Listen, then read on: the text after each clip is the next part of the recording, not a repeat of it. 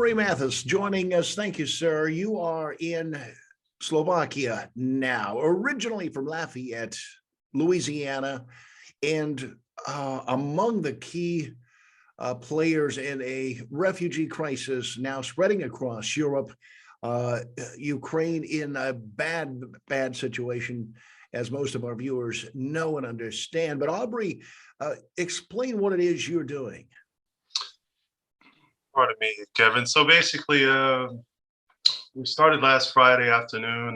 We just there were a few like-minded people. We couldn't sit around and watch these people just kind of unassisted. So I found a guy on Facebook who had a van. We asked some friends for money. We loaded up the van and we went to the first border crossing at a little village called Ubla. Okay. And then they weren't really expecting us. We arrived before a lot of the other guys. There was no Red Cross. There was no Caritas, or there were Jehovah's Witnesses, Okay. a few Caritas guys, and us. And then we just dropped off a whole van load of stuff. We drove through the night.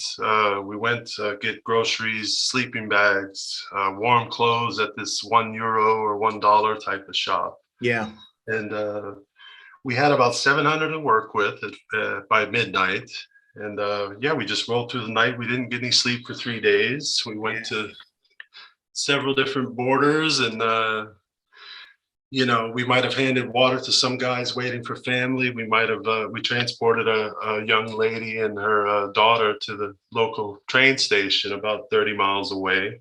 Okay. In a little town called Mikalovca, because here in Slovakia they could take the trains for free if they're refugees. So I see. Took them there. We got them on a train. Some local folks helped out with the language difficulties. My Slovak language skills are not very good. Where are these folks hoping to go on balance, Aubrey? Where do they plan to relocate? Well, that's the thing. Predominantly, we found a lot of them want to go to Bratislava, our capital city. It's about 45 minutes east of Vienna, Austria, the capital. Okay. And a lot of them want to go to Prague, the capital, Czech Republic. What are the stories you're hearing from folks? Are these people right in the middle of fighting and shelling on balance? Oh, those stories are starting to come out more from people. I follow a bunch of expat groups for the Ukrainian folks that live here. I'm an English teacher, so quite a few of my students were in Ukraine. I have a student come and work with me tomorrow. But yeah, we have,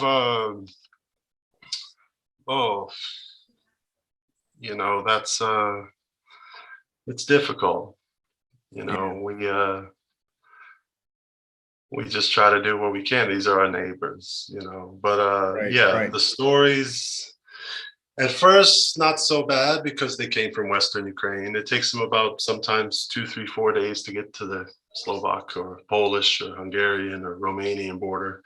And now, they're starting to talk about, explosions and rubble in the streets, and, a lot of these Russian soldiers, they're actually kids, and they talk about some of the interactions they've had with the Russians along the way, and but most of them, they're very kind people, they're very humble, they're very quiet. Most of them, obviously, I think they're a very stoic country, the Ukrainians. They most of them are very proud to be Ukrainian. And very few complaints. Clearly, this is a passionate time for you, and obviously an emotional time for many of the Ukrainians. You need some particulars to be able to relocate more of the refugees. And again, as you noted earlier off camera, something in the area of 1.2 million Ukrainians already having fled that war-torn country. What do you need? If you were to be able to go into Ukraine, you would have some specific needs that you don't now have. Maybe folks around here can help.